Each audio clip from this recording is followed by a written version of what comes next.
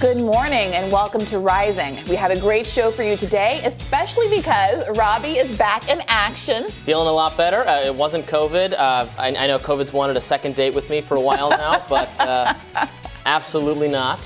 So today we'll get into the juror's verdict in the Johnny Depp-Amber Heard defamation suit, and also Dr. Anthony Fauci says he will step down in 2024 no matter who is in office. So we'll talk about that a little bit later. But before we discuss all of that, we have some updates for you from Uvalde, Texas.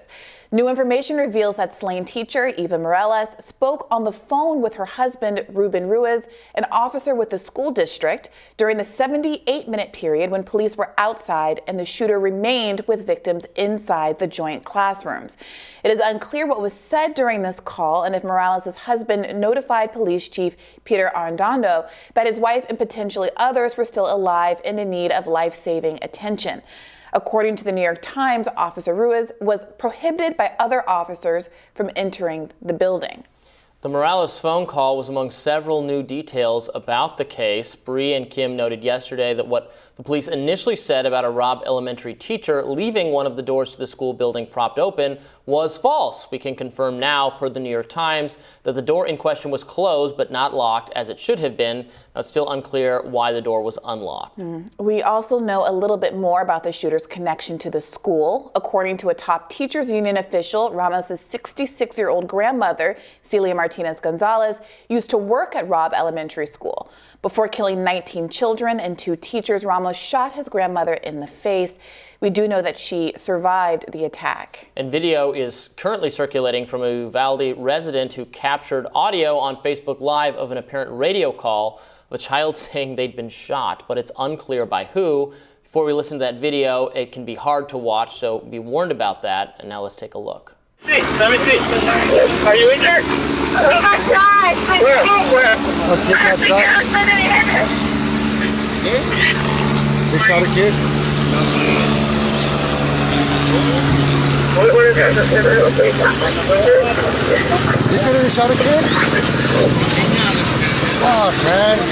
They shot a kid. And so we've also learned that Pete Arredondo, who's the Uvalde police, who was supervising, who was on the site, ultimately responsible, from what we can tell, for the decision not to go in much sooner, was also elected to local office, I believe, to the city council.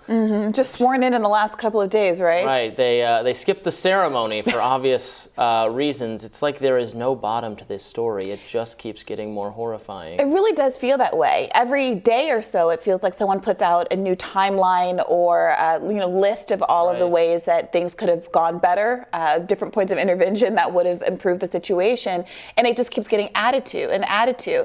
And with the news over the last couple of days that the police are no longer cooperating with the investigation, it doesn't seem like that bottomless pit is going to find a bottom anytime soon. They're not cooperating because they know they done screwed up. Yeah. They know they did it wrong, so they have no reason to cooperate from their standpoint. They're going to stonewall and prevent it from, they're going to try to deny responsibility, try to not be held accountable for as long as possible, which is something the police have a vast ability to do because of qualified immunity, the protection from unions, and often they have the public sentiment on their side, although no one can look at this and say this was remotely acceptable. Well, this is the question. Will this manifest in broader conversations about the utility of qualified immunity? Because so many people have pointed out that this isn't necessarily the police acting in an aberrant fashion. It's just very visible. And the underlying crime is so horrific that people are inclined to sympathize more with the victims than they might in a different kind of shooting,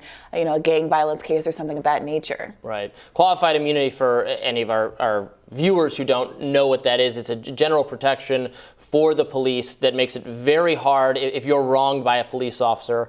Unlike anyone else, it is very hard to sue that person for that wrongdoing. You have to sue the entire police agency. You can't hold that one specific officer accountable. Yeah, and in the same way that you have to get basically the government's permission to sue the government, there are these judges, there are these narrow exceptions where you cannot sue, and there are implications for the ability to hold people responsible. Ironically, one of the issues that we're also confronting here is the fact that gun manufacturers are not generally liable for creating weapons of mass destruction and that are designed to cause harm, in many cases designed not necessarily for hunting purposes, but for the kind of battle context that the average person is not going to see domestically. And yet, except for some rare cases, most notably this lawsuit in February, the settlement that was won by the Sandy Hook victims, they have been free from being held responsible for putting these things out into the public, even implementing certain kind of safety measures that would have improved their guns and made it more difficult for them to be used in these kind of situations. But let's see if that changes as well in the wake of this tragedy. Well, CNN's reporter on the ground, Shimon, and I don't know how to say his last name, I think it's Procupez. He's been doing a terrific job grilling the police officials who have been answering questions on the ground in Uvalde. So he confronted Pedro Arredondo, who DPS has identified as the one who gave the quote-unquote wrong directive of treating the situation as a barricaded subject rather than an active shooter, delaying the response. Let's listen to that. Your decision and what the DPS director said. How's it going? Good, I'm Pete. Nice to meet you. Freeman, nice to meet you. I want to talk to you about the decision and what Department we're doing, but just to let y'all know, and I just spoke with. I know you did. But You're not blocking me, are you? No. No. Turn this way. No, just so you all know. Just so you all know, obviously, we're not going to release anything. We have people in our community being buried, so we're going to be respectful. I just want your reaction we're going to be the director McGraw saying that you were responsible for the decision to go into that room. How do you explain yourself to the parents? We're going to be respectful to the family. I understand that, but you have an opportunity to explain yourself to the parents. And just so you know, we're going to do that eventually, obviously. When? And whenever this is done, we'll let the families quit grieving, then we'll do that, obviously. And just so everybody knows, we've been in contact with DPS every day. Just so you all know. They say They say that you're not cooperating. I've been on the phone with them every day. They say you're not cooperating. So just 2 seconds. Just so you know, we've been talking to them every day. What is your reaction? Y'all have a good day. What is your reaction, sir? Yeah, and that's obviously what he was going to do. I mean, the reporter is doing the right thing, and again, has been doing a really good job with the story, asking the right questions. Of course, he's not going to answer them. He's going to make whatever excuse out. We're still, burying the kids. Maybe we'd be burying fewer kids if they had entered the freaking classroom earlier. That's the whole point of the question, and the idea that it's disrespectful for a reporter to be trying to get accountability for why those kids died. The idea that that's disrespectful to those kids' memories is a pretty interesting choice of a dodge there. Yeah. Ugh.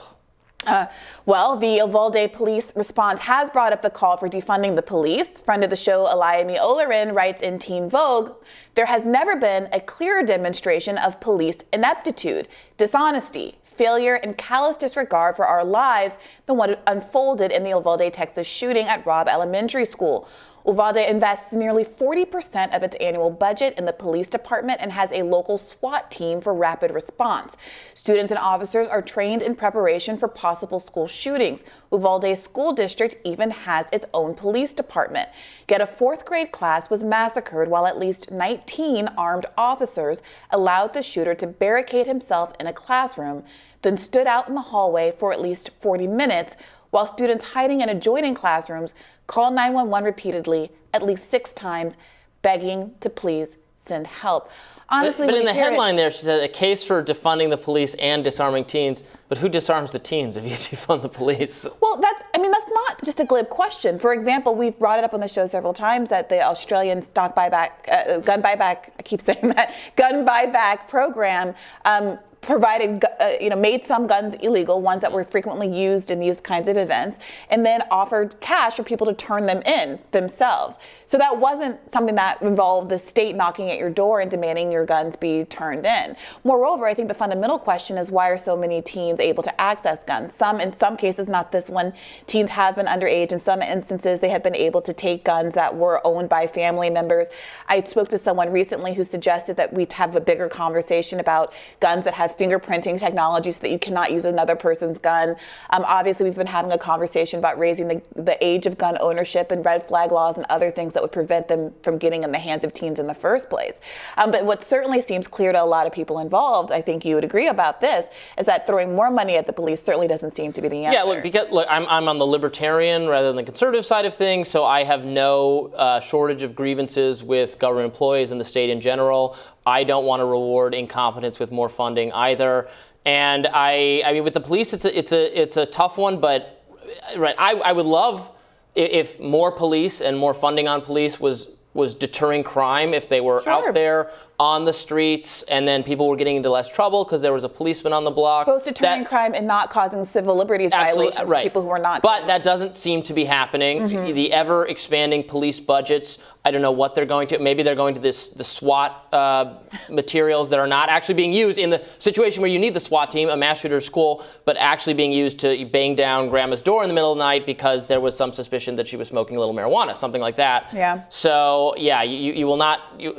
I will not be mourning we should probably defund the Uvalde police. Seems perfectly justified after this. You want competent people in these roles, and when they prove, as they have demonstrably proven in this case, that they did every conceivable thing wrong, it calls into question the whole thing. Yeah, and again, I think the point that progressives are going to have to land is that this is not an anomalous situation. Mm-hmm. But people have been pointing out that this is the kind of police malfeasance that's been going on across the country. Obviously, we had the largest protest in American history 2 summers ago because everyone saw on camera how feckless the police can be and the loss of human life that can occur. So we'll see where this goes. We have more coming up for you next, starting with My Radar. Looking forward to that.